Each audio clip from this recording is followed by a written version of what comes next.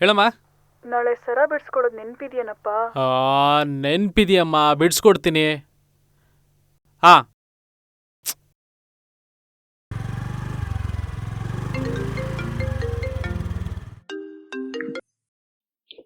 ಹೇಳಿ ಸರ್.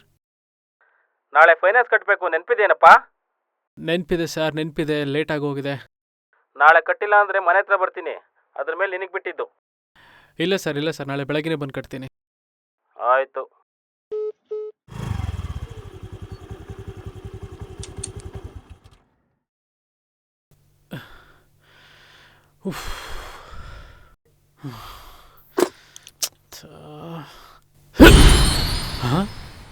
ಏನೋ ಇಶು, ಜೀವನ ಪೂರ್ತಿ ಕಮಿಟ್ಮೆಂಟು, ಸಾಲ, ಬಿಕ್ನಸಿ ಬಾಳೆ ಆಗೋಯ್ತಲ್ಲ ನಿಂದು.